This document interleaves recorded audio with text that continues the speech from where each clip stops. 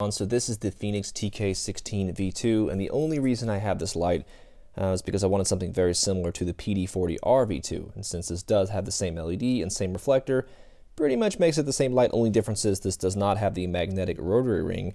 It has a tactical forward switch, so package is pretty much the same thing all flashlights come with, so there's really no need to show any of it. But so this is the holster, of course. Have a troubleshooting guide. There's the actual little tag on the flashlight itself, warning you about the battery. And this is the little, remove before use. This is on the negative contact of the battery when they ship it, so it doesn't accidentally turn on, of course. Charge cable Type C, and lanyard, spare O-rings. I don't know what that is. Oh, I guess that's boot cover. Gigantic instruction manual, has every single language in the entire world on here. And warranty card, all that stuff. So it uses the SST70 from Luminous. So the output is 3100 lumens and the intensity is about 36,000 CD. So I think it's kind of cool what Fenix has done with this light. On the strike bezel itself, which by the way doesn't come off, I tried, probably glued. You have 3 little strike pins, probably made out of titanium or whatever they're made out of. You gotta break some glass every once in a while, so you got a glass breaker on here. And I noticed that a lot of these lights nowadays are doing this. I don't know why. I mean, I've never even used the SOS feature on these things, but it's there if you need it. So one big advantage that this has over the PD40R V2, I keep mentioning that light because, I mean, they're pretty close to the same. Head is a little bit different, but like I said, the output's kind of close and the intensity's kind of close. The emitter's the same, so it might as well be a forward tactical version, of the PD40R V2.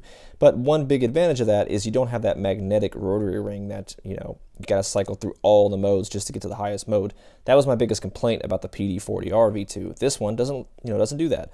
You have a forward tactical switch and you have a mode switching switch.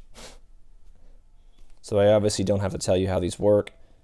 Giant round button is power button, of course. Massive output there.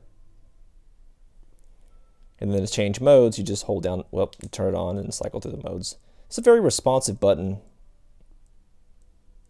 So it looks like there's 5 modes of output. 1, 2, 3, 4, 5. And it's kind of hard to tell because the auto exposure, so we'll aim it at the ceiling.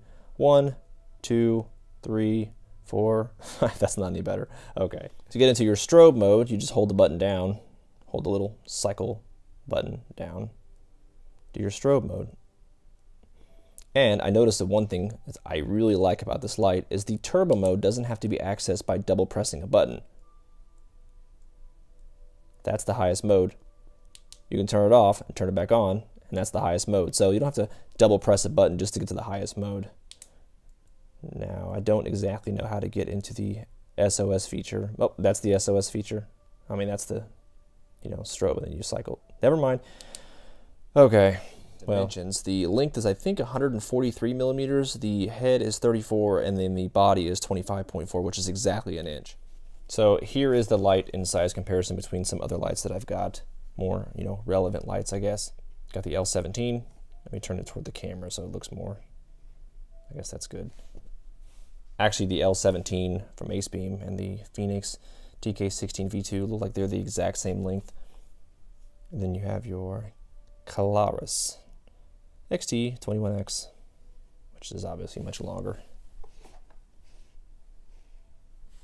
Great light. I actually like it a lot. I like it a lot more than the PD40R V2, so if you're kind of deciding on what to get, I think this is a much better option due to that tactical switch on the back instead of the rotary ring. Of course, we'll take the tail cap off.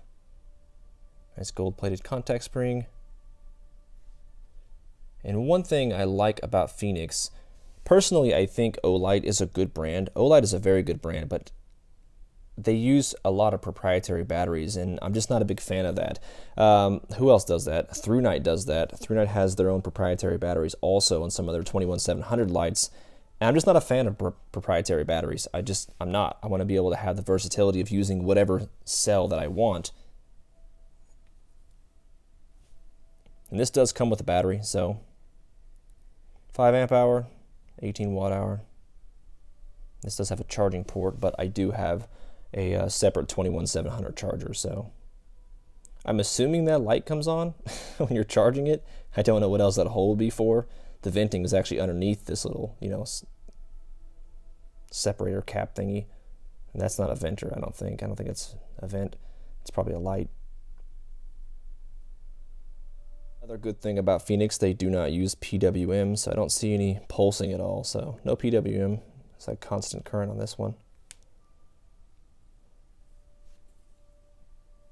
That is basically just a really quick video of the TK16V2. So if you got any questions, reach me in the comments. Thanks.